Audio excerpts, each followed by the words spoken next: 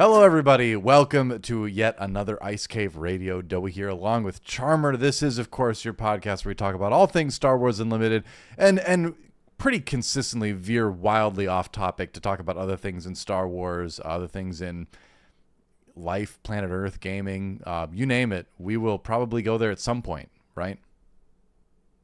I hope so. I'm on planet Earth right now, so I've already went at least there. We are, what was that, like a quarter of the way there based on your list? So all I can ask for is some progress. We do talk about other things. I have not yet watched The Acolyte, though, so for those of you who are listening to this and you're hoping that we talk a bit about that, I'm sorry. Well, I failed my homework. I did watch the first two episodes, and I'll not get into it very much, but I will say I went into it hoping to not be profoundly disappointed, and I was more disappointed than I could have ever imagined. So that's my quick take on it. Tune in to. I can't wait for me to love it. Oh, well, you won't, but you could try. You could try. Be angry at each other all the time. Hey, I just recorded the Furiosa episode of Nerd Legion with Monty, and we had very different opinions on that. But we're recording an episode on the first 3 episodes of Acolyte next week, and I think he and I are going to be kind of aligned opinion-wise there. So if you want to hear me go in depth about this show, to shout out my other podcast, because that's cool to do on this. There's another one called Nerd Legion out there on the internet where my old co-caster in esports and I take on various pop culture stuff. So we're going to do an Acolyte episode next week. We're going to record it next week, and it's going to come out a little bit later. But yeah, I'll talk about it then. I want to keep things positive about Star Wars on the show, you know? And thankfully, in the world of Star Wars, in the grand scheme of the Star Wars verse, Star Wars Unlimited is a great card game. It's not just because it's Star Wars too. It's an awesome card game, and so we love talking about it. We're deep into spoiler season, so we've got a lot more to tackle with that. This show kind of becomes a spoiler breakdown during these seasons for the most part, which is fun. I love doing that and going back and seeing how we did later on. But Charmer, of course, before we get there, we got something else to talk about. Yeah, we have to talk about the guerrilla advertising for Call of Duty, because my son keeps talking about no, I'm sorry, wrong podcast. We have to talk about the Wampa Cave Poll of the Week. I thought your other podcast was Flesh and Pod. Do you have another podcast beyond that? How many podcasts do we have? You know, I turned 40. I'm a middle-aged gentleman, so I just have podcasts instead of therapy, which is actually a lie, because I do go to therapy too. So I don't even know what's wrong with me. I think that's something that I should address. But I think, you know, you either die a hero or live long enough to start a podcast. You know, I think that's what they said in Batman, if I remember right. Yeah. You know, yeah. Well, he's got an enemy called the Podcaster. It's like a bad version of the Riddler who just leaves episodes about his crimes every week. Podcast me this, Batman, on all platforms. Don't forget to like and subscribe. Yep. Well, on that note, so you mentioned a cave poll, huh? Yeah. We should do the transition now.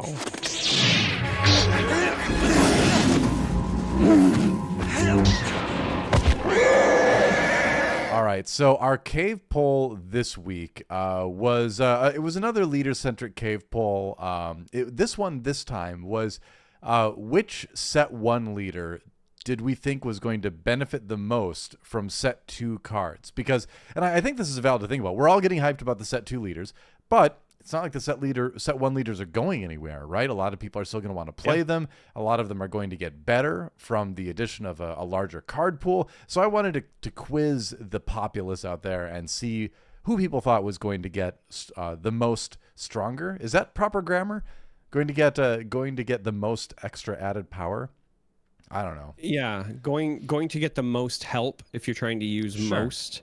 Otherwise, you might say like become more powerful. Get more value. But if you're trying to use most for whatever reason, get most value sounds weird. Because we're trying to talk about who is going to not, because a lot of decks are going to get stronger. Who is going to get the strongerest? There we go. That's the exact proper grammar. I'm very confident. I nailed it. Yeah. Well, what's your opinion? Who do you think is going to get the most stronger? The person who I think is going to be the swollest after set 2. I voted for Jin, actually. And what? My reasoning for this, so my reasoning for this was very simple. When you say like who will benefit the most from set 2, well, she can't do anything but go up. See, I feel like that's a cheating answer right there. So I voted. So that's partially true. Might be right. So the other thing is I was gonna say, I think that Cunning Heroism has some neat tools that are being added. Cunning just in general has a lot of really good tools, but Heroism with cards like Tech and so forth have also caught my eye.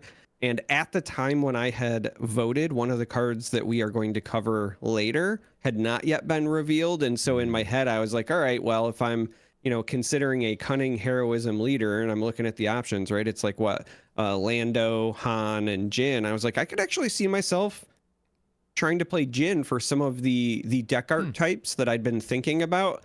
And then they revealed another leader, and now Jin is unfortunately, in my opinion, likely outclassed again because the new leader we got was pretty good. So we'll talk about that when we get down there. But yeah, I'd originally voted for Jin mostly because of the timing, and the stuff that interests me the most so far in this set is a lot of like Cunning and or Heroism cards.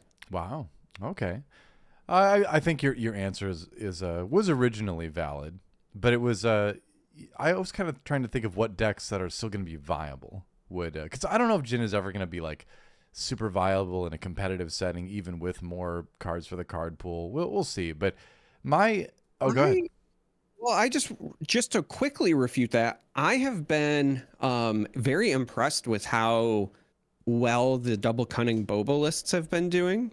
And while I know it's not 1-to-1, double Cunning Heroism can use many of the same tools, and you also still get like Spark of the Rebellion. And so the other thing in my mind is I was like, all right, if I wanted to do the quote unquote, double Cunning Boba list, but in Heroism with some of the new cards we're getting, I think that there might be something viable there. Again, unfortunately, I no longer think Jin is that leader because we just have a better option that was revealed. But at the time, I was like, I think there might be some legs there because there's something really annoying about like going Spark into Bodhi into Cunning as like your starting 3 turns for just dismantling your opponent's hand and tempo. Sure. And then into a Cantina Bouncer or something like that. That's a nightmare. So that was my thought process anyway. All right.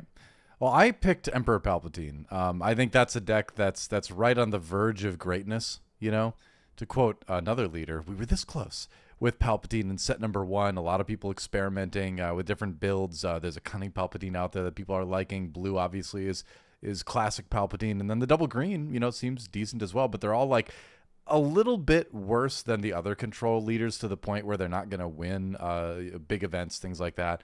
But by virtue of just the amount of new Sentinel cards that Palpatine will have access to, because you don't really need to build him Imperial. You can just kind of throw whatever the best value cards in there are, right? You just want to get to the late game.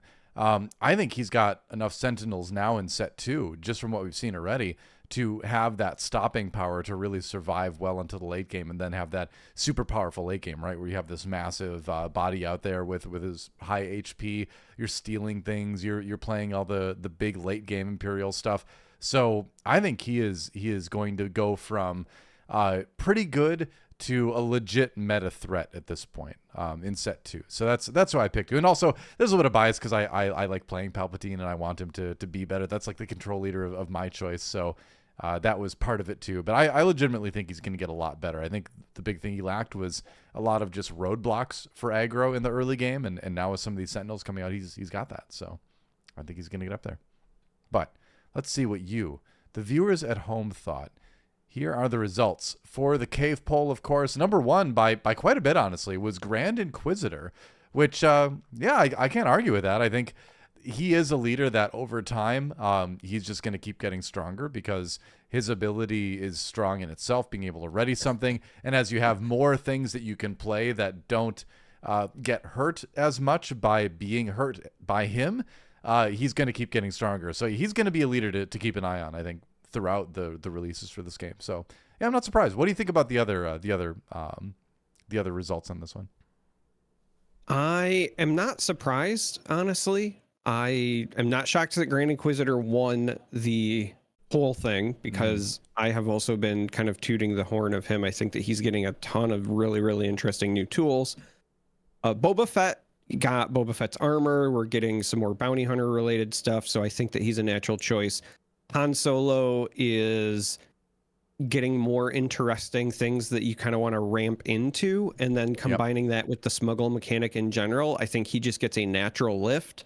Chewbacca, not a ton of votes like after the big three, if you will, but Chewbacca makes sense just because, much like you were saying, sometimes you just need some roadblocks, and we're getting some more late game. So Chewie's biggest issue, in my opinion, was you can use his ability for the first couple of turns in the game, but then you have that like weird middle area where you're still trying to hit 7 where you can flip him. So I think that he'll get a benefit there. So yeah, all of the rest of these, I think afterwards makes sense. I can't help but notice, though, I was the only person who voted for Jin. 1 vote. I'm not surprised that this is the case, but I can't refute your logic, but I'm not surprised you were the only one. And to be fair, too, with like Chewie, Luke, Palpatine, IG-88, Andor, Grand Admiral, those were all 3 votes, so they were all tied. So you might as well put them all in for 4th essentially. But I think the Chewbacca stuff though is Wookiee card release recency bias. Personally, people see a lot of good Wookiees coming out and they just want to put him in a Chewie deck because he's a Wookiee too. But is that really going to make a good deck? I'm not 100% sure. So I'll refute the Chewbacca stuff a little bit. I think Luke's a good example of a hero that's gonna lead us, just gonna keep getting better too, because he's gonna have better targets for his ability. He's gonna have better early game heroism units. So I can see how that's gonna pop up.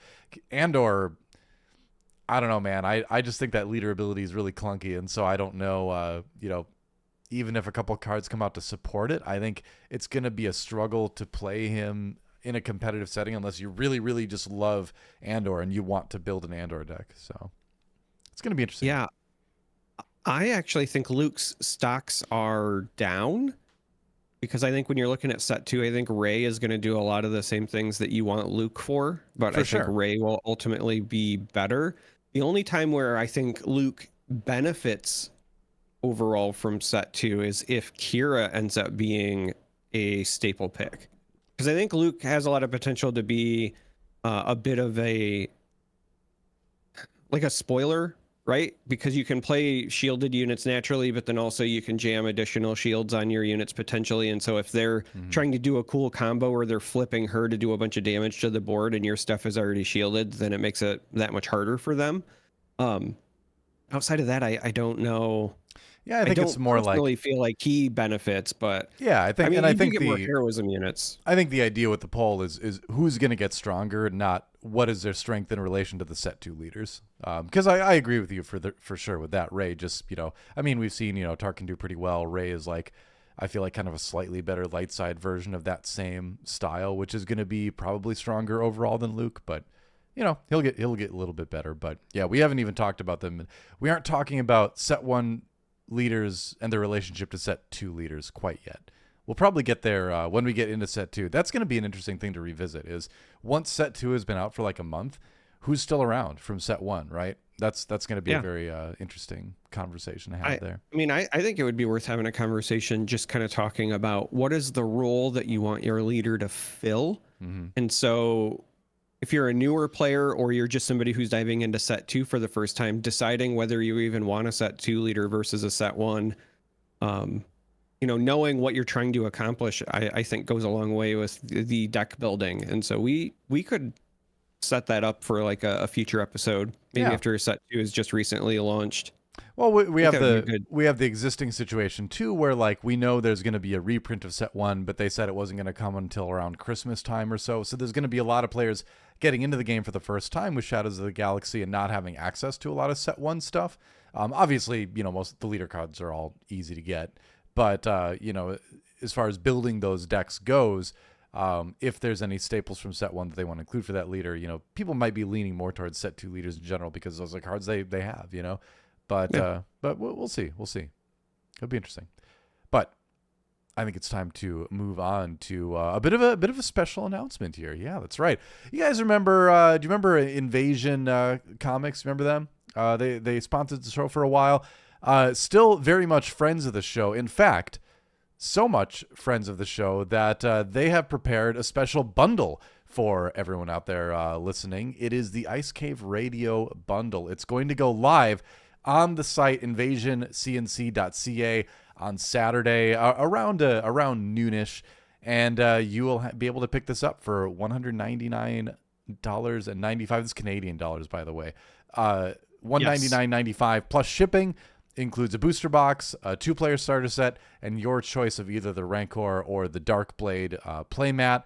And make note that there are only 5 of these bundles each, playmat-wise. So there's 5 bundles with the Rancor one, 5 bundles with the Darkblade one.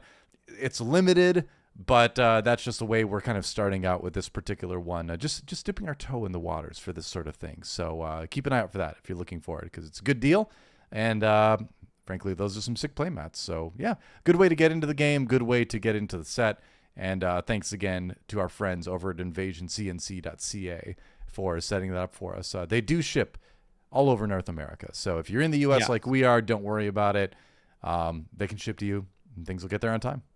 Yeah. There you go. So go order now. Pause this. Well, you can't order. Go order now. Oh yeah, I guess when you see this, you should be able to go order now. Yeah, and I will say unless you are one of our Patreon folks who are watching this a day early. First of all, thank you for being a Patreon member. Yeah.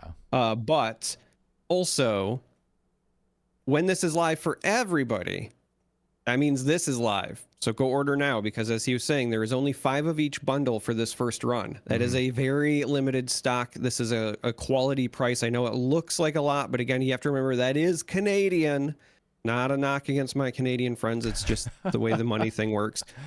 So this is actually a pretty solid deal. And if I was you, I would race to get that Rancor mat, but the Darksaber does look pretty as well. I'm very partial to the Darksaber one, I think, personally, but we're not going to get these bundles. These are for you. Charmer and I, we're not going to try to order this. No, we've got other plans. No. Don't worry about it. But yeah, as this airs on Saturday, go and pick one of them up if you can. And the only way you can find it too is if you go to the search bar on the website and search for Ice Cave Radio, and you start typing in Ice Cave.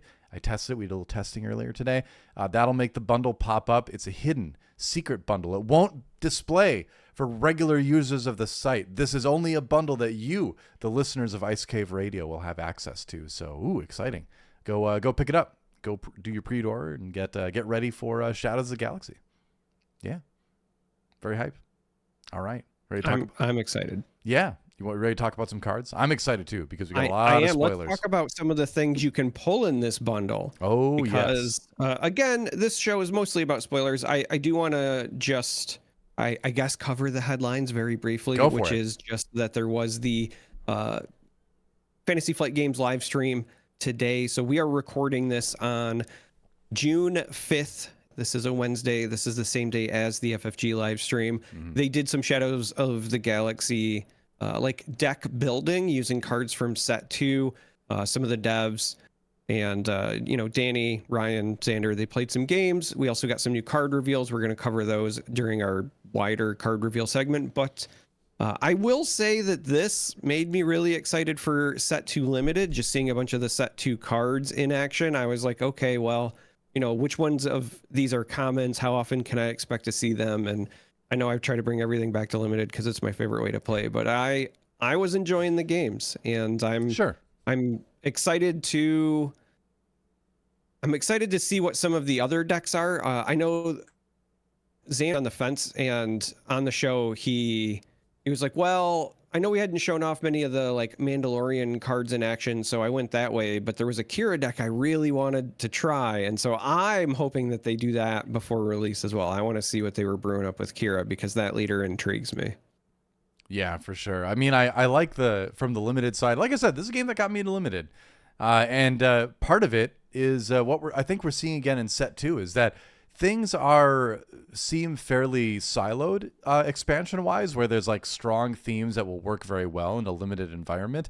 But obviously we see plenty of synergy with previous existing leaders and cards too, which is neat to see. But from a limited front, it seems like there's a lot of solid stuff you can do. So yeah, that'll be exciting. But you ready to get into spoilers? I am, yes. You can do the first one. You ready? I know you're excited about this leader. Or do you want to do the first or second one? First one on the list is a villainy one. Second is a heroism one. We're going to have 2 leaders to start off with. Which one would you choose? I'll let you pick.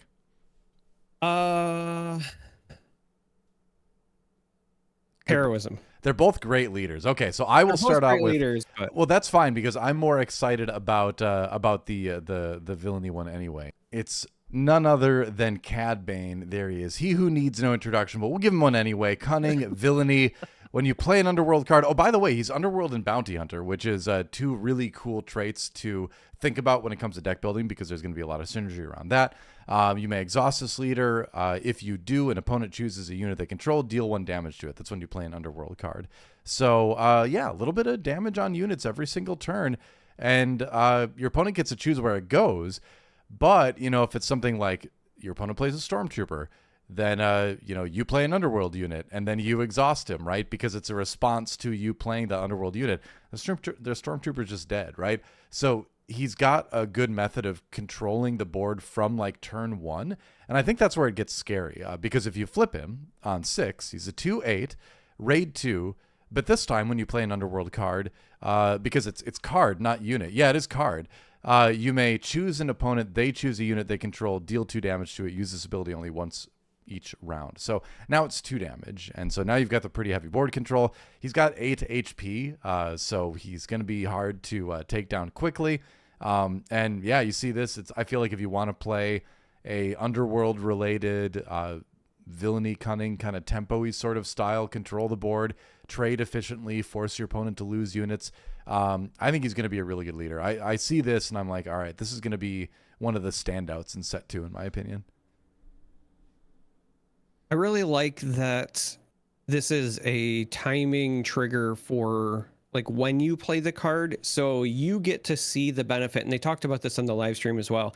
You get to see the benefit of the ability resolve before you resolve the other bits of your card. Mm-hmm. So if you're playing something with ambush, for example, you get to see where they put the damage before you decide what you want to ambush if they have multiple units.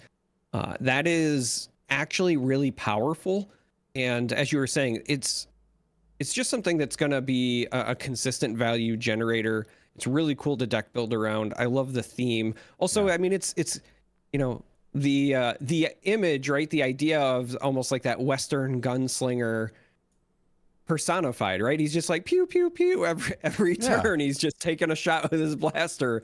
I don't know how else to articulate it, but there's just something that tickles me about that's what he's doing. He's just out there pew pew pew. I mean, they've done a great job of making the leaders thematically appropriate, right? We saw a lot of that in set 1. And like you said, the sharpshooting double laser pistol gunman. I don't know what the official name of his pistol is. Anyway, he's out there pew-pewing. Yeah, that's what you do. And there's just a lot of really cool Underworld cards, I mean, you can just play Greedo. I like a deck that lets me play Greedo. Yeah, Crafty Smuggler, sure. And I'm just sad that we got such a great live action portrayal of him in Mandalorian, and then he died really fast in, what was it, Book of Boba Fett, I think. Can't believe they killed him off like that. My theory is that they made him look amazing in live action, but it probably also cost too much money, and so they're like, all right, we're going to do this once. That's no excuse. Just bring him back. It was just a great suit. With a little bit of CG on there too, but yeah. A little bit. Honestly, I was actually trying to think back when that was first revealed and I was watching it. I was trying to think back when the last time I'd seen like either a good suit or a good practical effect. And I think the only film franchise that still does a good job of at least trying to mix in the practical effects with their CG is the Alien franchises. Right? Like they still do the CG thing now too, but they usually still give you a good, inner mouth shot with the goo and the whatever. And I don't know. Who doesn't love a good inner mouth shot? Yeah, the 80s kid in me just yearns for the practical effects. And so when we get any like tickle of them, it makes me really, really happy. I hear that. I just watched Furiosa, and it was, there's obviously they could never recreate what they did in Fury Road special effects wise, because we're just lucky nobody died the first time. But when the CG parts come on, it's like, oh, I get it, that's CG, and it loses something for sure. But thankfully, it's the reason, we talked about how we go off the rails a bit. Let me just say real quick, it's the reason why I think Tokyo Drift is one of the better Fast and the Furious movies, because in the second film, they added some CG car scenes, and then they went back to real car scenes. And I was like, man, you know what? I miss a good car movie. Well, Tokyo Drift is kind of the odd one out in that series, right? But it is one of the better entries in the series too, because it's just sort of this little self-contained story. It introduces a couple characters that come back, of course, because nobody's really gone in Fast and the Furious. Really gone. You thought I was going to say Star Wars, but no, in Fast and the Furious, nobody's really gone. But yeah, and drifting is cool. So, it's a great Fast and the Furious movie. So anyway, this has been the Fast and the Furious podcast. X2, what are they calling it? Fast X2 or Fast 11 coming out this year, I guess. The final. It's not one that I stay up on. Like I don't dislike the films, but I don't actively follow like in order the lore, right? You know what I mean? Like I'm more of a casual fan. Sure. Yeah, I'm a big time Fast and the Furious fan. I've always been. It's not even a guilty pleasure. It's just pleasure. I love those movies. But we can't talk about them more. We got to move on. This is only the first card we've looked at. Oh my gosh. Or Agent May, or Ming-Na Wen, a fantastic actor. I really loved her as Agent May in Agents of S.H.I.E.L.D., one of my other favorite shows, right? But she also plays a character in the Star Wars universe who Charmer is going to talk about right now. Yeah, Fennec Shand. And I love this leader, just full stop. I can't even believe this thing is a common. Right? This is heroism, cunning. The leader side says, action, pay 1 resource and exhaust your leader card. Play a unit that costs 4 or less from your hand, paying its cost. So essentially you're paying a 1 resource tax. 2, give it ambush for this phase. That's right. As long as it's 4 or less, you can give any unit you play ambush for just 1 more. That is bonkers just by itself. But wait, there's more. There's a unit attached to this. This is a leader. So at 5 or more resources, you can do the deploy. You get a 4/4 Saboteur, and then as an action, you can still play a unit that costs 4 or less from your hand and give it ambush for this phase. Now, the thing that I need to point out here is 1, that does not have the exhaust tag on it, so you can just do that. And 2, the 1 resource tax is now gone as well. So as long as this leader is out, now granted, 4/4, pretty brittle as far as leaders go. It's subject to a lot of removal. There's no shielded like an Iden, so even something like an open fire takes this out. Yeah. But that is a very, very powerful static ability, and I'm already frothing at the mouth of like how many good units there are at 4 or less that you can utilize ambush with, just even in set 1, let alone some of the great stuff we've seen in set 2. I cannot wait to build around this leader.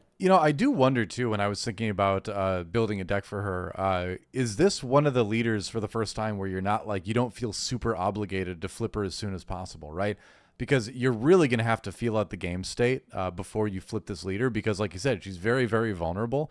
And her leader ability is still really good. I mean, just paying 1 to give something ambush is still very solid. So I think you can wait and try to tailor the board state in a way that when you flip her, even if that's, a little bit later in the game than you normally would, you're going to get max benefit out of it, right? Where, like you said, because there's no exhaust attached to this, you can just ambush in 2 units, right? Like a 3 and a 4 or something like that, or a 3 and a 3 or something. So there's so many possibilities of what you can do with this leader. But yeah, I think there's legitimate consideration for this leader. You don't flip until you're absolutely sure you can use the ability, and you kind of like build your deck and play your deck around that philosophy.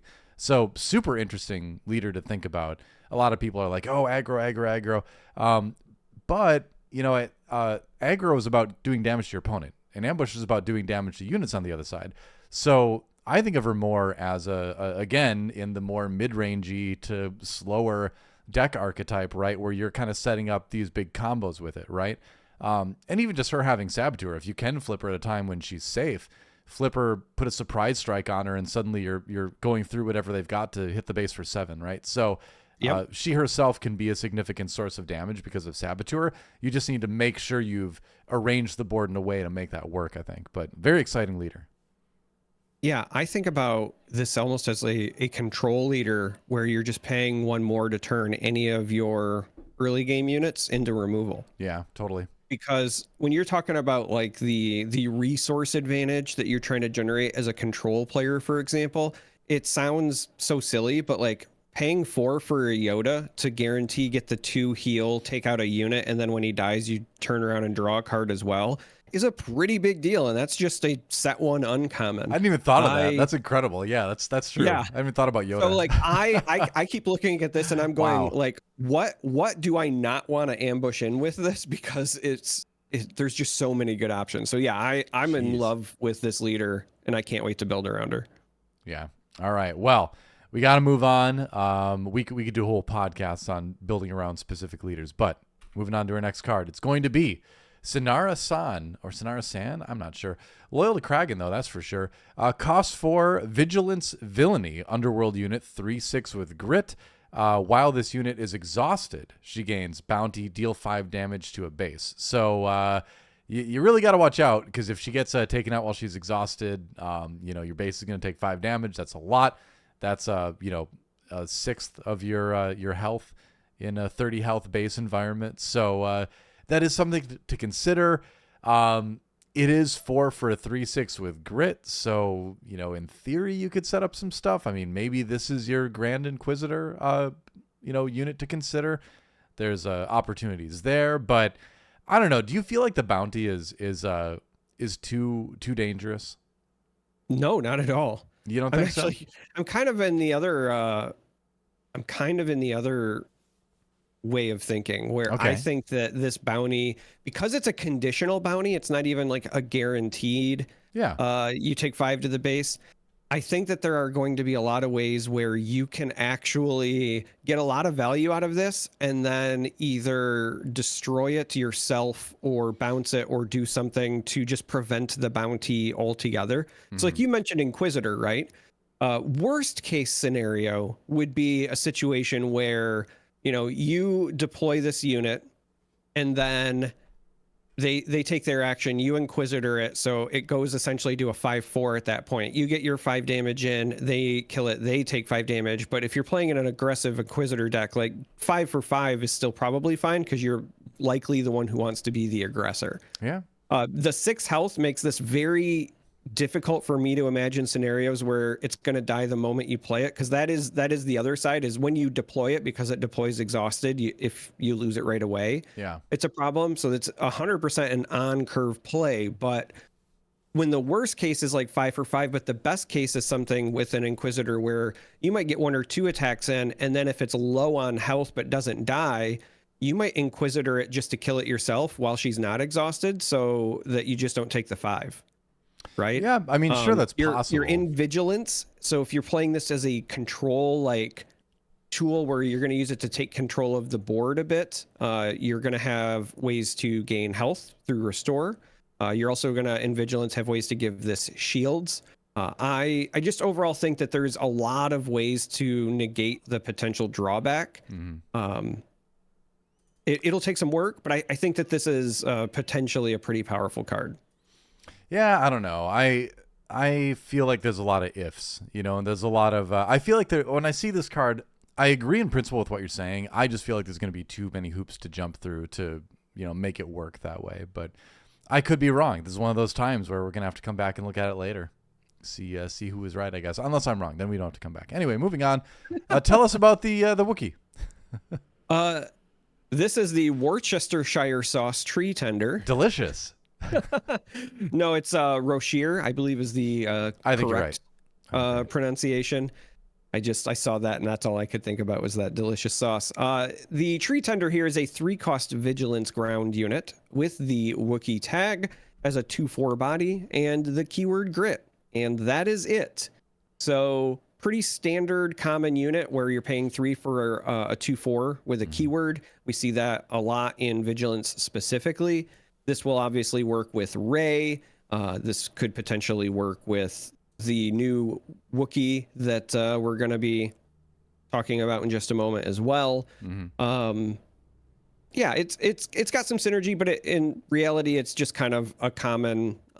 It's a, I hate to use the word filler unit, but that's kind of what it is. It fills a role. It's not necessarily that it's bad when you say it's a filler unit. It's just like not constructed playable, but definitely still limited playable. And when you do play it, it will fill a role. It does the thing you want it to do at the most base level. Yeah, and every set of every card game needs cards like this, so it's fine. Yeah, I mean there's not much more to add. It's a common card. It's got the appropriate stat line for what we've seen in the past, and I'm sure there's gonna be fun ways to use it, especially in limited. So yeah, that's about it. It's fine. More Wookiees the merrier. Let's move on. 2, an event, Covert Strength, which is a vigilance event, is tactic. Heal 2 damage from a unit and give an experience token to it. And it also has Smuggle of 3 too. So this will be a good one to resource early on, and then pop out when you need it, right? This is going to be something where it's like they think a unit's about to die. You not only heal it, but you make it a little bit stronger and then are able to make a value trade or keep them from killing a sentinel you control. So as far as commons go, I think this is going to be a pretty solid one, right? It seems strong and limited. What do you think? I think that it's really strong and limited. I could even see this making its way into certain constructed lists as like a 1 or a 2 of potentially, maybe even a 3 of, but I think a 1 or a 2 of potentially because of the smuggle. The smuggle gives it a lot of flexibility, and the fact that experience tokens count as upgrades is not irrelevant. The art, of course, has the armorer here anyway, kind of giving you, I think, a hint as a player for how you might want to consider using this, but this does kind of a lot when you look at the core mechanics of this set and what it cares about with upgrades and experience tokens and smuggle. It's a common, but it does a lot of the things you want it to do. So yeah, I think it's good.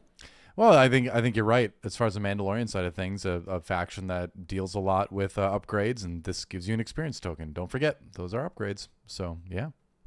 All right, next. Next we get Maul.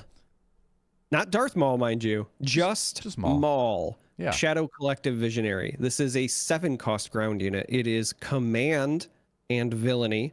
Has the Force and Underworld tags.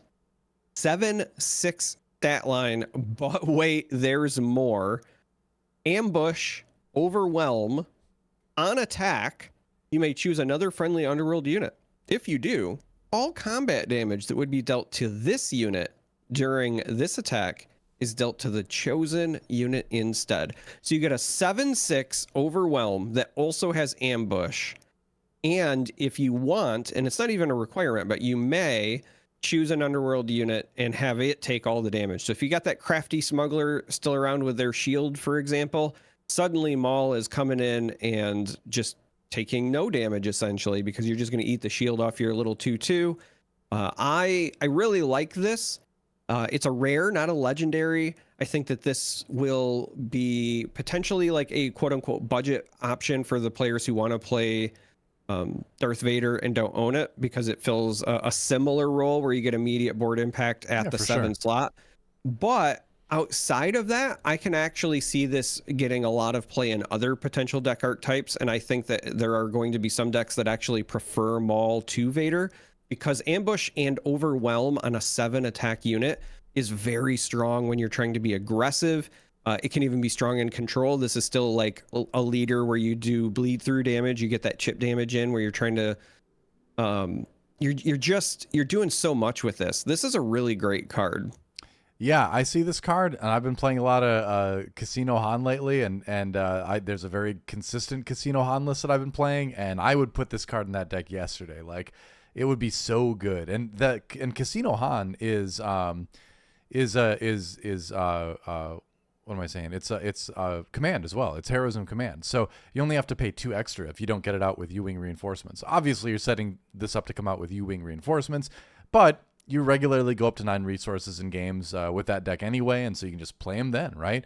And he's going to be just as good. So, yeah, I would. Right now, I run Mace Windu in that deck, and I'm like, maybe I take out Mace for this because it's a more immediate impact. And the other thing with the Casino Han list is that a lot of your cards in there, Han himself, the Falcon, are underworld units, so you do have targets for his ability too, where you can shunt damage onto your 6 health leader Han that's out there, and you're like, all right, sure, that's fine. He only needs to be out there for like 1 or 2 turns anyway, and then I can just, put him back as a leader and still get the extra resources if I need it. So I like that it interacts well with underworld in that deck too. So, yeah, I think he's perfect for that list, but I think he's just a good card in general. And I like your point about having him be a budget alternative to Vader, too. I think that's a really good thing to call out because Vader is a very expensive card right now. And so this is a way you can have that immediate board impact like you're talking about and, save a bit of money or at least play the deck without having to buy the Vaders if you don't have them. So I think that's a really good point, too. Yeah. All right. Shall we move on? 2. No. Well, we are anyway. It's going to be rule with respect, 4-cost command heroism. It's a plan. It's is it a good plan? Well, we'll find out. A friendly unit captures each enemy non-leader unit that attacked your base this phase. So that is an interesting one because the tendency of aggro decks are to go past your units and hit your base if they are not Sentinel, right? They're like, I don't want to trade. I just want to hit the base. This is something where it's like, all right, you hit my base, but now you're going to sit down and have some dinner with nice Mr. Boba Fett and his friends, right? Although this kind of looks like a Star Wars-y Last Supper image almost. The art is very interesting on this. But yeah, they're all going to capture you. They're going to have dinner and then they're going to capture all your aggressive units. But I think it's a strong card. I think if you're playing, it's also legendary, by the way, which is interesting. But can potentially have a big impact. Can potentially shut down aggro decks in a bigger way. I'm not super big on this card, especially as a legendary, but what do you think? That's just my knee-jerk reaction. So my initial reaction was actually I'm glad this is a legendary card because again, I think through the lens of limited, and this is like the Uno reverse of Uno reverses in limited where if your opponent and you are in a situation where you both have 3 units and they start trying to go base and then you're just like, okay, all your units are mine and it's limited. So you don't have a good way to like nuke mine immediately to get your units back. You just kind of win the game on the spot. Yeah. So from a limited standpoint, I am glad that I don't have to like worry about this being in an uncommon or even just a rare spot. That was my reaction. That's a really valid point. My brain does not work in a limited first capacity, so I didn't consider that. But that is a good point. Yeah. That said, I would imagine this is going to be a sideboard card in a lot of appropriately aspected decks. But beyond that, I don't think this is a main board kind of thing. But we'll see. We'll see.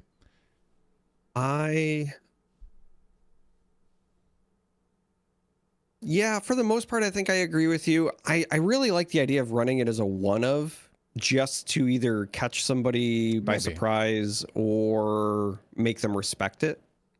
Like if it's an open deck list scenario and you're looking at your opponent's deck list and you're like, man, they got that one rule with respect. Even just getting them to hesitate, like sending everything for a turn might be a lifesaver. So I don't know. I'm kind of going back and forth because on the one hand,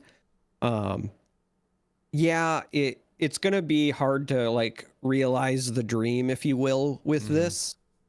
But man, it's such a huge swing if you ever do it. I don't even just as a one of like worst case scenario, I can resource it. But if I can make you either respect it or I can catch you, I don't know. I think I might run it as a one of even in the main deck. I don't see a lot of games of Unlimited where both sides are very wide, There are those games where everyone has a ton of units out, but they're kind of few and far between. I think you can make an argument that playing this is the right time to capture a very, specific unit that ran in and hit your base can be strong too. But we'll see. We'll see. So there is one scenario where this does stand out. I guess maybe I should lean on my massive amount of Sabine experience. Sure. Specifically, situations where one player has control of space arena and the other has control of ground, because this does not limit you to any specific arena. This is just a friendly unit captures an enemy non-leader unit. So if you have a situation where you are the Sabine player who ended up in space first, right? So you've got like an A-wing and a red 3 and something else, and they're trying to race you on the ground, and you can just scoop up their units while continuing to pressure from space. That's a pretty big deal. So that is one scenario where if you find yourself in situations where you are either playing a deck where you're maybe heavy ground and you don't have a lot of space, or vice versa, you find yourself in a lot of mirror matches where you're in one side and they're in the other, this can do a lot of work for you. I mean, maybe this is a way to build a command heavy space deck on the heroism side, and just give up the ground. And then when they attack into the bunch of stuff like you're talking about, you just steal it all. That's kind of interesting. All right. Well, like I said, it was just my knee-jerk reaction. What do you think of the crate of bananas down at the bottom of the screen, too? Did you notice that? I think the art for this is bananas. So definitely That's what bananas. I have to say about that. All right. Well, on that note, let's move on. It is up to here's you. A card that's bananas. Yeah, that is. This is a card that kind of broke my brain, not because I don't understand it or anything, but just because I immediately started thinking about all the things you could do with it. I feel like playing this card is going to be the Star Wars Unlimited equivalent of when you win solitaire and the cards start cascading down endlessly. For sure. This card is Endless Legions. It is a 14 cost event in double command with the supply tag. No, I did not stutter. That is not an error. 14 cost double command event. But it says you reveal any number of resources you control. Play each unit revealed this way for free, one at a time. So the dream, right, and where your cards start cascading down is you get to 14 resources, and then you play this, and your 14 resources also all happen to be units, and now you're playing 14 units and resolving all of their effects one by one, just in a row. Absolute shenanigans. Now, this is a legendary. Do I think that this will make a huge splash? No, probably not, because 14 is a lot of resources. Even getting to 7 or 8 sometimes feels like a chore. Getting to 10 for something like Devastator already feels like you have accomplished something. I can't even imagine a game where I go to 14, but I kind of like the fact that what this card really says is, hey, you hit 14 resources, you win. Because if you hit 14 and you're still alive, you're probably stable enough anyway. And so this is just that inevitability of we don't want the game to go forever. So you just win. I like the idea of using the legendary spot occasionally in expansions to just create a wacky card that just is a deck building card, right? Where this, like I said, this isn't going to be a competitive deck card. I don't think we're going to see any Endless Legion decks winning tournaments or anything like that, because good luck finishing at best of 3 when you're playing this card. But I think as far as making sure there are opportunities within the game to build really just fun, gimmicky decks that you just bust out when you're playing some casual games with friends and things, I think that's great. And I think every card game needs those. I've been saying, since the beginning, show me those alternate win condition decks, show me those alternate win condition decks. And this essentially is one of those, because it's kind of like you said, get to 14 resources, win the game. Unless your opponent has saved a super laser blast, but that's a different thing. Because ideally, you're playing a deck that sets up the when playeds that let you do some crazy combo. Maul. Yeah, exactly, some crazy combo that lets you win the game. So, but the point is that I see this as our first kind of alternate win condition card in Star Wars Unlimited, which again, not a lot of those end up being competitive in a tournament sense, but they end up creating a lot of really fun deck building potential, a lot of fun casual games. So I love that we're seeing this card. I think putting it in the legendary spot is a really great usage of that slot, that you don't need to create like, not every legendary slot needs to be some insane, crazy strong card. It can just be a very unique card, right? So that you wouldn't necessarily want to draw in a normal pack otherwise. So I think this is great. I love seeing it, and I'm excited to build a deck around it for sure. Yeah, and on that note, so much like with the other card where I was like, hey, I'm glad that's a legendary because I didn't want to see it a lot in limited because it would just nuke you if it was plentifully available. This is like the reverse, but with the exact same line of, I'm glad this is a legendary because of limited, because I don't want to routinely have my sealed pool or my draft or whatever have this be in my rare slot, for example. Yeah, right. Exactly. Where you're passing it. Oh, right. I need more coffee apparently. All right. Well, let's move on. Very cool card, and another cool card, or cool character in the episode he was in a Mandalorian, is Cobb Vanth, the Marshal. 3 cost, just a command card. Not heroism, not villainy, just command. He is 3/2 stats, a fringe official, turns on Royal Guard, by the way. And when defeated, search the top 10 cards of your deck for a unit that costs 2 or less and discard it. For this phase, you may play that card from your discard pile for free. So more discard pile shenanigans, but the ability to search, and obviously you still need to pay for that card once you play it later, but just being able to go through and like search a good section of your deck for the right card at the right time, I think is strong. So yeah, it seems like a decent rare. I would imagine we're going to see him pop up in a deck or two here and there. Can't tell you off the top of my head what deck he would pop up in, but he seems too good to not see once in a while in Constructed. I mean, I think we're going to potentially see a bunch of him in your go wide aggro decks.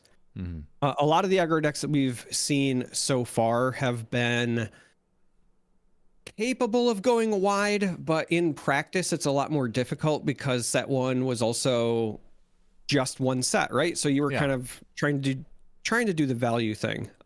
This, because you're getting a 3/2 and you're essentially getting another unit out of it, right? You're getting 2 units for 1.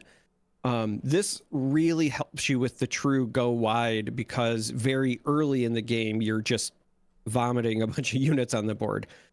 Right now in set 1 we really only see that with stuff that costs 7, right? When we get to Ewing reinforcement, we get to Darth Vader, whatever, you play the thing and then you end up with like 3 units on the board.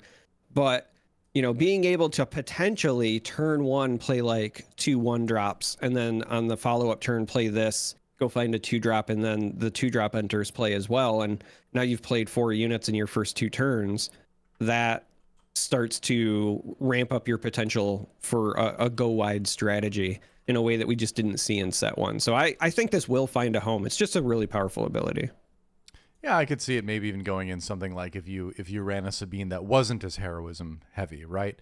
You would run a command ECL Sabine that you'd go more into sort of like some of the other just like good solid statted cards that let you do that aggro strategy. Maybe he fits into that, but interesting card to think about anyway. Well, let's move on to another. I think this is an exciting card. Go ahead, tell us all about it. Outlaw Corona. This is a space unit, costs 3, command, has underworld, vehicle, and capital ship. This might be our cheapest capital ship to date. Yeah. Has a 3/5 stat line for that 3 body, but does have bounty. Put the top card of your deck into play as a resource. So again, keep that in mind. Your opponent gets to do that when they defeat this. So they get to ramp, but you get a 3/5 in space for the low price of 3. I actually think this is pretty good. Yeah, I don't know. I think of this as like, all right, so playing a 3/5 on 3 when you have 3 resources is okay, but is this something where it's like, do I want to maybe put this in Han Solo because then I can play it on my first turn, I guess, and then it's very difficult for them to deal with, and I can really just sort of like kill anything they put in the air for a while, right? Is it a good delay tactic there? Letting my opponent ramp makes me very, very nervous, but since I'm in cunning, maybe there'll be a way where I can bounce it back to my hand, and then resource it, right? So yeah, I think I think I would put it in a deck like that, especially with Han Solo. You know, when you think that it's going to die, bounce it to your hand and use it as a resource for Han's ability or something like that, right? Because with Han, you always want to find ways to just put extra cards in your hand just to feed that engine. So I think it fits in well there. And aside from that, you know, playing it on 3, I'm not as hyped about. You know, maybe you do, you know, just kind of hope the stats are going to carry you through for a little while. But the ramp aspect of it makes me very nervous. So I'm not I think super this high on this shines. I think that this is great against Sabine. Like, you would bring this in as a sideboard card, and in that case, I don't think that the ramp is that big of a deal anyway, because they don't have a huge top end. That's true. And if you're playing this specifically in a control deck where you're also running ECL, you know, if they open with an A-Wing and you take initiative and then you just ECL this into an A-Wing, you still have a 3/4. So now you just own space. You know, unless they're one of the green Sabines like me, who happens to actually play like Bright Hope with a Sentinel or something. Any red 3 future A-Wings, whatever that they play out there, this just eats and survives for like a while. And then when it does eventually die, like I said, who cares? You ramped them on like, you know, resource 5 or 6, so they go up to 7. Ooh, big deal. Yeah. I think that this is very powerful against Sabine if you're just trying to control the air. As a sideboard card, I can see it. Yeah. All right. Either way, something to think about. And something else to think about is an upgrade. Speaking of bounties, this is Bounty Hunter's Quarry. Another command card, costs 1. Attached unit gains bounty. Search the top 5 cards of your deck, or 10 cards instead if this unit is unique, for a unit that costs 3 or less, and play it for free. So interesting. Interesting as far as trying to set this up in a way that you can get the benefit of that. Obviously, top 5 is fine. Top 10 is much, much better. I think it's just another bounty to consider putting into decks of bounty hunters, right? And it does let you play Boba Fett. Boba Fett costs 3. If we're talking about the legendary unit from set 1, yeah, you know, it fits right in. We've got you know, Fett's fire sprayer. I guess it'd be Django's one, because I think this is the scene from, or no, maybe this is just Fett's fire spray, isn't it? I thought those were asteroids, but that's just junk, isn't it? Yeah, it looks like it's just debris from him nuking something. I think that this also in a non-bounty deck works really well in that hypothetical go wide aggro I was talking about, because I love a scenario where you just have like 1 resource extra for a turn, so you drop this on something and then you trade into it or whatever, and then this reveals a Cobb Vanth, who then reveals another unit that you can play, and you just start chaining through for that 1 resource investment. I can't wait to do silly stuff like that. I think this card's going to look really good in hyperspace, by the way. I'll throw that out there too. Oh yeah. It's going to be neat. I like the art. All right. And this, speaking of cards that are going to look great in hyperspace. So many legendaries today, by the way. Go ahead. Yeah, we got a lot of legendaries. We got the Dark Saber. That's right. The art we had already seen for this, because it's on one of the mats for that special bundle, by the way. This is a 4-cost command upgrade. You attach it to a non-vehicle unit. While playing this upgrade on a Mandalorian unit, ignore its aspect penalty. So you can put this in your, you know, Bo-Katan decks, even if you're not playing command, and probably be fine.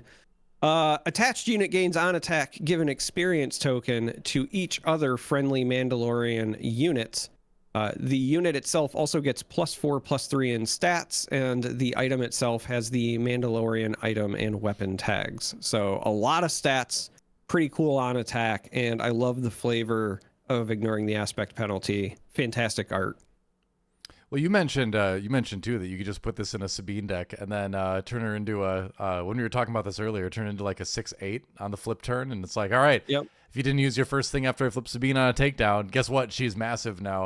I think that's just a ton of fun, because you don't even need to play command, because you can ignore the aspect penalty, because Sabine is a Mandalorian. So I think this is going to be a card we see pop up in a lot of decks that just have a Mandalorian to consistently play it on. Sabine makes a lot of sense, because you're always going to have access to her because she's the leader, right?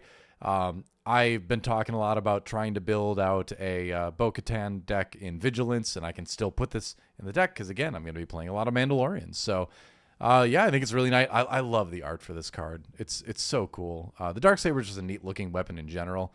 Art is great. I think it's going to be a very scary thing when you play it on one of your cards. Your opponent's going to need to have a way to remove it, or remove that unit. Yeah, nothing more needs to be said. It's good. Got a lot of stats. It's buffs a lot of Mandalorians. It's really pretty. Go wide. Yeah. But it's funny seeing Din Djarin holding it because he kind of had a problem with it. It's too heavy. Yeah, it's too heavy. He needs to work. Well, I also like that it's in command, so that if you wanted to do the theme thing, you could just put this on Moff Gideon too. Yeah, that's true. But he's not the true. He's not meant to wield the Darksaber. Although he did a better job than Din Djarin, didn't he? Yeah. He felt it. He was like, yeah, because it's all about confidence, I guess, when you're wielding the Darksaber. But yeah, you could put it in Moff Gideon. That is interesting. That is cool that you could play it either way, right? Because it does kind of change hands throughout the series, doesn't it? Yeah. All right, let's move on to another legendary, another legendary. Sorry, I just had the thought as we were moving on that the Darksaber is like the Star Wars version of the Sisterhood of the Traveling Pants, and now I can't get that. It's the Sisterhood of the Traveling Darksaber. Yeah, I mean, give it to Morgan Elsbeth at some point too. Why not? Yeah. When is she gonna pop up? I want to see. I thought that character was pretty neat in Ahsoka. So she's in Mandalorian. So season 1, right? Season 1 or 2? Season 1. 1 or 2. One episode of season 1. I'm waiting for a lot of the Ahsoka characters because, Baylan and Hadi and they were cool. Yeah. Well, what do you think about Crate Dragons? It's a 9 for a 10/10. Overstatted. Wow. Overwhelm. When an opponent plays a card, you may deal damage to that card's equal to that card's cost to their base or a ground unit they control. So, I mean, it's another one of those things where it's like you get this thing out, your opponent's going to have a bad time unless they have a removal for it. And to be fair, there is single target removal in this game that can deal with this. But, if you get it out, they better have it. Otherwise, they are in big trouble. Then again, it costs 9, so you're going to be playing it in a slower aggression deck, which is kind of cool to think about. I love that this card is such a cool finisher because it's a 10/10 overwhelm. So if you can ambush it or do anything crazy, then you get big splash damage there. But if you have initiative and you slam this down, even if they have the removal, like if you play this and they have a vigilance, they still take 5 on their base, or you take another unit with you. Yep. So the thing that's really interesting about this is while this looks like on the surface what I would describe as a Timmy card, that's a term from Magic if you're not familiar with it, it looks like it's just like this giant, fat dragon that you're like excited to play. This actually creates some pretty good immediate board impact because even when they get rid of it, you can start dealing with their existing board or dealing damage to their base. You always get something out of this. So this card, when I first saw it, I was like, we finally got a Crate Dragon and it's a big thing and it's cool. But the more I think about it, the more I think that, top end aggression control decks, they're going to want to consider this as their finisher because it demands an answer, but also punishes them for answering it. Yeah, you can play a Rival's Fall on it, but then the person controlling the Crate Dragon can be like, all right, well, 6 damage to your base then, Yep. Yeah. Pretty neat. All right. A little bit smaller than Crate Dragon. Little bit smaller, but still intimidating in his own right. This is Kinton Intimidator. This is a 1-cost ground unit in Villainy and Cunning, has the Underworld tag, 1/4 stat line, on attack, exhaust the defender, which is really interesting to me. 1/4, 4 health is nice for a 1-drop. It's very survivable. Yeah. So you kind of get reusable exhaust, but when I see this, for whatever reason, I think this is a worse Grogu because Grogu gets to just exhaust whoever without getting into the mix, and this has to attack the unit. So, that's where I landed on this one. There's a lot of things that exploit exhausted units on the bounty hunter side of things. So especially in the Boba Fett vein specifically. So I feel like even though it's not a bounty hunter, it goes well with decks that use that. Obviously, the big set one example that comes to mind is the Boba Fett Legendary. Does extra damage to an exhausted unit if attacks it. So this guy can set it up for Boba Fett to come in and do the 1-2 punch. So yeah, I think when I see this, I think, all right, well, we know there's multiple effects out there that deal with exhausted units specifically, and so this guy can be like an enabler for that if you play him on like a turn 1 or something. And he's got 4 health that he's probably going to survive, to do that, or survive the hit that sets that up. So potentially dangerous in that he can do it multiple turns in a row. So yeah, actually like a pretty solid comment, I think. Yeah. All right, moving on. You gotta hurry. You're getting all the good ones today. Yeah, apparently. Although you got the Crate Dragon. That's true. Xanadu Blood. Cad Bane's Reward. This is a 6-cost space unit. Villainy and Cunning. Underworld Vehicle Fighter for the tags. Has a 4/6 stat line. Raid 2 as a keyword. Also has, when played on attack, you may return another friendly non-leader Underworld unit to its owner's hand.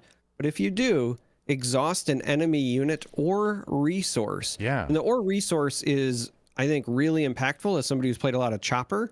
I think that should not go unnoticed, but I really, really like this because there's a lot of Underworld kind of synergies that exist already with replaying Underworld stuff. We've seen some of those events and other abilities where you're like trying to play something cheap, and then with like McClunky and other effects, you return something to your hand to replay it again. Mm-hmm. So this just feeds into that further, but also gives you an additional effect on top. It's part of the theme, and I think it's really cool that the Underworld theme in general has kind of started to become about bouncing things back to your hand, and bouncing your own stuff back to your hand specifically, because that feels very Underworld, and that you want to be evasive. You don't go toe to toe if you're in the Underworld. You pop out, do your thing, and then you go back into the shadows for when it's appropriate to strike next. So I do really love these cards from a thematic element. I think they nailed the Underworld vibe, right? With these cards, but nothing much more to add beyond what you said for that. I mean, yeah, it just helps enable the engine where you're doing things by playing Underworld units, whether it's taking advantage of Cad Bane's leader ability, or just returning something you want to get the when played of again. It just fits into that archetype very well. So yeah, cool addition to that. A little expensive at 6, but yeah, I think a lot of Underworld decks we've sort of been thinking about will go into the range where playing this unit will be pretty normal in the average game, so I'm not too worried about that. Yeah, seems good. All right, another Underworld unit. It's a Cloud Rider, 2 for 3/1 with Ambush, and I mean, hey, think of this as removal. It's basically just removal. You have 3 damage for 2 resources to a unit on the ground. It's not going to survive the ambush because it's got only 1 HP, which again, it feels kind of like more like an event than a unit, but obviously it interacts with anything that deals with units being removed. So, that's something that might come into play here. But I think it's just, strong common, probably strong and limited, right? Because removal is paramount in any limited format, and this kind of functions as that. Yeah, I think it's strong there. With Cad Bane as well, again, you get to see where they put the damage before you choose your target, so yep. A lot of benefit there. You said likely dies, and that's mostly true. However, there is a really cool combination that this makes with another relevant unit that we are going to reveal soon. So it doesn't always die, but yeah, 99% of the time it's going to die. It deals with a unit from the same faction in the lore too, so it is appropriate in that regard. Let's see. When they pop up, not this one. Nope, not this one. Nope, we'll get to it. Yeah. This one is just Fugitive Wookiee, the Fugitive. It's a 2-cost ground unit in just Cunning. Has a 3/3 stat line because Wookiees are big. The bounty is exhaust a unit. For a common, I think this card's outstanding. It's good and limited. I think it could end up in certain constructed decks. Yeah. Like 2 for a 3/3 we already know is really powerful because we've seen it with Battlefield Marine. And this is single aspect, and I think that bounty is very reasonable. It can certainly come back to bite you, but it's also not game breaking, and you can kind of play around it a bit with how you sequence your actions. So I actually really like this card. Yeah, I mean, it reminds me a lot of Dr. Evanson, who's another unit we saw earlier. That was a 2 for 3/3 stat line, if I remember right. It's shielded, and that's one where like when the bounty is ready up to 12 resources, and it's like, yeah, all those bounties sound scary, but again, your sequencing can prevent those bounties really from doing anything. So in an aggressive deck, I think these are going to be pretty strong, and I agree. I think this could end up in a constructed deck, and certainly going to be strong limited. Yeah. It's kind of also known to me as the surfing Wookiee, because he's kind of like, he looks like he's sort of surfing a wave of sand or something. I know he's just sliding down a hill. Let me have my fantasies. All right. I don't know why. To me, it looks like he's clinging to a wall like Spider-Man. It's the Spider Wookiee. Yeah, but look at all the dust and stuff. He's clearly sliding down it. Well, he's fighting Sandman. No, we're moving on. All right. Tell us. Well, I will tell us about this one. We saw a 2 for 3/3. Enough of your shenanigans. Here's a 3 for a 2/2 in cunning. It's a Smuggler's Starfighter, underworld vehicle transport. When played, if you control another underworld unit, give an enemy unit -3/-0 for this phase, and it also has smuggle to it at only 1 more than its regular cost. So a unit you can resource early and then pop out when you need it to without paying too much extra. So, yeah, I mean, you've got the extra hoop to jump through where you have to have another underworld unit out to get the benefit of its when played. It's a small stat line. I think smuggle gives it a little bit of extra benefit because it is a bit more versatile for when you choose to play it in the game. If you wait and play it later, then it's not so much about the stats, it's more about the when played ability. So I'm kind of, tepid on this card. I think it's okay. I don't think it's going to be massively impactful in a constructed setting, but I'm prepared to see it, in a constructed deck here and there to set up some favorable trades. I don't think it's impossible that we'll see it played. Yeah, I tend to agree. It's not impossible. I think that the stat line does really hurt it. The smuggle, however, does really help it. The fact that it's underworld, I think, also helps, just because this does kind of fall right into that, underworld card that does something when played. You might want to like bounce it and return it, or you can smuggle it. It kind of fits all the themes nicely. It's just that 2/2 stat line is really underwhelming. But in limited, for example, having any space presence can sometimes be a boon, and the fact that it has smuggle is really, really helpful. So I think it'll potentially shine as a common in limited, but constructed, I'm not necessarily sold at the stats for the cost, even with the when played. Yeah. It kind of looks like, we have Razor Crests at home of cards, basically, Yeah. In terms of the art. That's anyway. A good way to put it. Yeah. Because it kind of looks like the Razor Crest, but less cool. Bring back the Razor Crest. No, I mean, sure, the Naboo Starfighter is okay, but we all love the Razor Crest. It was iconic. Anyway, moving on. Yeah. Also, we had like several movies of the Naboo Starfighter already. Give something new. Yeah. The Razor Crest was new. Speaking of someone that's only in one movie, though, here you go. Yeah. Enfys Nest. So fantastic unit, and this is the one that I was referencing when we were talking about Cloud Rider, and hopefully it will make sense as to why. Yeah. This is a 6-cost ground unit in just cunning for the aspect. Has a 5/4 stat line with the underworld tag, ambush keyword, but wait, there's more. While a friendly unit, including this one, is attacking using ambush, the defender gets -3/-0. So that Cloud Rider, it's attacking something that has 3 or less power, it's not going to die despite the 1 health.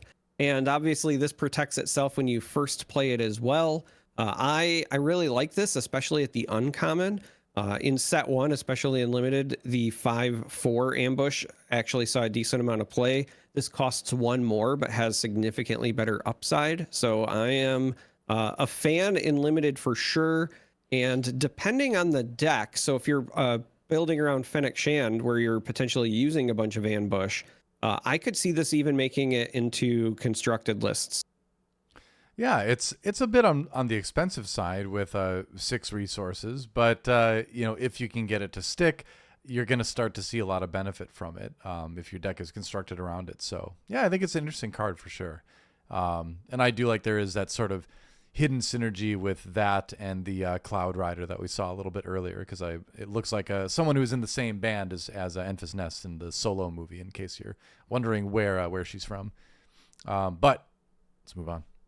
2. Yeah, I think we only have 2 left. I believe so. It's the Black Sun Starfighter, a villainy-only ship, 3 for 3 to a Sentinel. There you go. I was talking about Palpatine earlier in the day. I'm like, you know what Palpatine really needs is just more cheap Sentinels. They don't even need to be Imperial. They just need to be cheap, playable Sentinels. I think this qualifies. Again, it's a speed bump. And when you're playing something like Palpatine, you just want to throw speed bumps in front of your opponent's aggression to just get them to get yourself to the late game without taking very much damage. And I think this card, kind of fits the bill. I'm not a huge fan of its stat line, but I'm not sure if I'd put it in Palpatine, but I think it's one of the cards you look at in that scenario. In a limited format, what do you think? Is 3 for a 3/2 with Sentinel good enough? I'm kind of on the fence about it, but what do you think? I think it might be for this set just because the 2 health isn't as detrimental. Because set 1 you had like make an opening in the common slot, but in set 2 it's going to be a little bit better. The fact that it's in space I think helps quite a bit as well. It's okay. I look at this and, you were talking about how that one card was, we have Razor Crest at home. To me, this is, we have Cell Block Guard in space, right? Cell Block Guard, a lot of those units on the ground, when you pay 3, you get either like a 4/3 or a 3/4. So you get 1 less stat, but you get the Sentinel on the ground. This is kind of the same thing. You're getting like 1 less stat for space, when you consider your average, but you get Sentinel. So it's the Cell Block Guard of space. That's where I feel. Yeah, fair enough. When you put it that way, it sounds like it definitely goes in Palpatine. Let's move on to our final card, I believe. Or no, we've got at least one more after this. Oh, yeah. Yeah, we do. But we'll talk about Kragan Gore. Go ahead. Yeah, Kragan Gore is a 6-cost ground unit in Villainy. As a 6/6 stat line, Underworld tag. When an enemy unit attacks your base, give a shield token to a friendly unit in the same arena as the attacker. So it's 6 for a 6/6. And if somebody is attacking your base, well, you get to give shields to your units to then hopefully get that sweet value trade into theirs to slow them down. Yeah, not much more to add. I mean, stat-wise, it's pretty solid. 6 for 6/6. I was just looking up on the other monitor. Where is Kragan Gore from? Because I'm not even honestly sure. Wasn't he in one of the cartoons?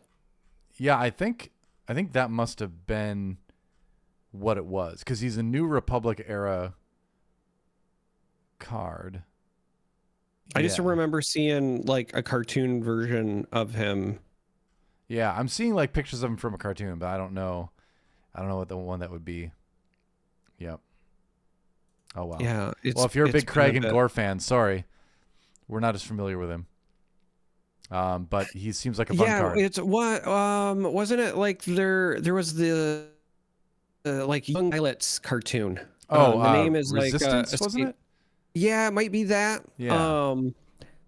I remember watching it with my kids, and I remember it was something that was on Disney Plus. That's why I was saying, like, I know it's a cartoon, but I couldn't. The name is escaping me. I think you're right. I think it's from the Resistance. Yeah, he's in Star Wars Resistance. I found it now. Yeah. Yeah. Okay. Yep. Yep. There you go. We've discovered the origins of Kragan Gore in Star Wars materials. That's where he's at. All right, and here he is doing this too. I mean, like, he attacks your base. Yeah, you're like, all right, well, I'll take a shield. Thank you very much, Kragan Gore, Warbird Captain. Let's move on. To protect your units from your Kira deployment. That's there you go. Get wrecked, Kragan Gore wielder. Get wrecked. Anyway, yeah. So this is the one I thought was going to be the last one. I think we got one more beyond this even, but yeah. Oh yeah, because we have the one that synergizes with us, right? We haven't seen the big Wookiee yet. That's right. We'll talk about this one for now. We'll talk about this one for now, but this basically exists to synergize with another unit. Wookiee Warrior. Yes. This is a 4-cost ground unit. Wookiee tag, 2/5 stat line with grit. When played, if you control another Wookiee unit, draw a card.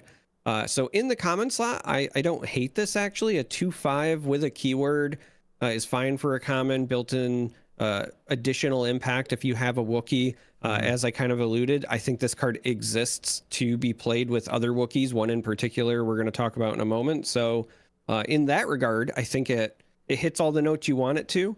I don't know that we're going to get enough just straight Wookiee support in this set to do like a full Wookiee deck, but in the future, as we get like a few more in other sets, I could see this card maybe seeing play. But for now, I think it's, you know, good enough and limited, and, you know, in theme decks for Constructed. And then you can sit down across the table from your opponent with your Wookiee deck and say, you should really just let the Wookiee win.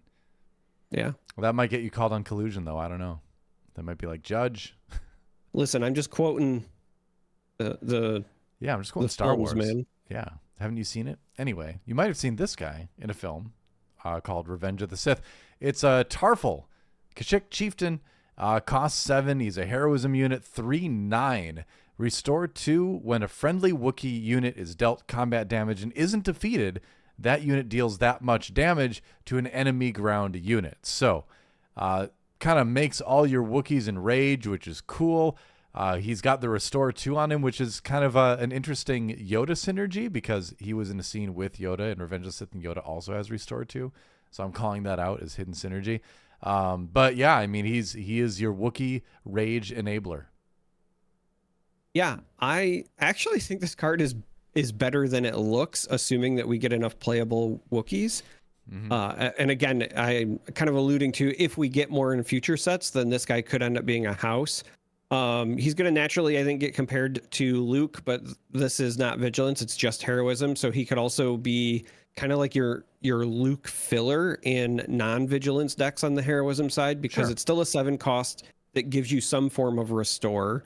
But the big thing for me here is that the trigger doesn't just have to happen when your Wookiees are attacked. It's anytime they deal combat damage. So, for example, if Tarful attacks a unit, right, you get to restore. He's hopefully going to trade with that unit, and then he's going to survive. He has that big 9 health. But then also, you're going to be able to deal that much damage to an enemy ground unit as well. So he creates 2-for-1s just by himself, and then he turns all your other Wookiees into the exact same thing, right? So you start value trading. You know, you could wipe out somebody's ground very, very quickly. The other thing to consider is that the Chewbacca leader flips on 7, same turn that this guy comes out. Chewbacca leader is a massive sentinel. So you flip Chewie, you play this guy, you know, suddenly people are even more afraid to attack into your Chewbacca, not just because it's got grit, but because it's going to be doing all that damage that you do to it back to your ground units. So I think we're definitely heading towards a point where we can make a Chewbacca oops all Wookiees deck. And I'm all for it. You know, give me all those theme decks. Give me those the tribal things, as they call them in other card games. I'm very much for that, so it's exciting to see so much Wookiee support. I didn't expect it in this set, you know. I mean, because we got the Mandalorian and the Underworld stuff, that's established, but Wookiees are kind of out there too, and I guess they kind of fit into sort of the fringe category thing. Because I was going to say, would you say they're hiding in the shadows of the lore? Not really, but I feel like in Star Wars lore, we don't see Wookiees pop up too frequently, you know. So they're just fine chilling out on Kashyyyk, and then, you know, they only come out when they really feel like it, you know, or there's a big holiday. Yeah. Or to get into fist fights with Trandoshans. And that's true. Yep. Which, you know, why wouldn't you? Why wouldn't you? I think this was our last one, though, right? I believe so. Let's no, there's one more. Lady Proxima. Hello there. 1 for 0/4. I like good Underworld support. When you play another Underworld card, you may deal 1 damage to a base. Boom. There it is. Hey. Drop her down on turn 1. Then play a Greedo, right? Because Greedo's Underworld, isn't he? And then you're doing a damage to a base. You've got 3/4 and 3/5 in stats out there. Yeah. And if you're playing Cad Bane, you're going to deal 1 damage to a unit. Yep. They get to pick it, but you get 1 damage to a base. And you get the unit you played. You just start stacking them. You get to be Darth Vader for a turn. Yeah. Darth Vader leader for a turn. How cool is that? Yeah. But I think it's neat. I feel like we've seen more usable neutral cards in this set so far. In fact, as far as neutral cards that I would put in a, in a deck, in a constructed deck. Yeah. Yeah. Because we've seen this. We've seen the Mandalorian 3/3. That's pretty good. And who knows? Maybe we'll see another one in the near future. Possibly. Excuse me. I am a little bit surprised she's neutral because she seems very much on the villainy side in Solo. But but I don't know. She gives those runaway kids a place to live. She's sort of who's the person in the David Copperfield novel that takes in all the kids and turns them into thieves? She's basically like that guy in Star Wars. I didn't know David Copperfield had a novel. Wasn't maybe who am I thinking of? I mean, I don't know. You've blown my mind with David Copperfield because that's like the magician that had David Copperfield. David Copperfield is a novel by Charles Dickens. Also. Oh, yeah, different David Copperfield. Yeah, we're not talking about magician I made like the Statue of Liberty disappear David Copperfield. We're talking about the Charles Dickens novel, who includes the character. I'm gonna find it. Hold on. Rookery. Davies. Edward. Now we're going through David Copperfield's formative years. He ends up. Doesn't he end up working for some thief guy? I'm not finding it. Maybe I'm thinking of something else. I don't know, but I know there's a Charles made that character. There is a Charles Dickens novel where there is a group of kids that are thieves, and they're taken in by this guy that this is a common thread. There's other novels that have this thing too, but there's a guy that takes them all in, and he takes care of them, but they got to go out and steal for him. You know? Yeah. Maybe it's not. I guess it's not David Copperfield, but but it is Charles Dickens.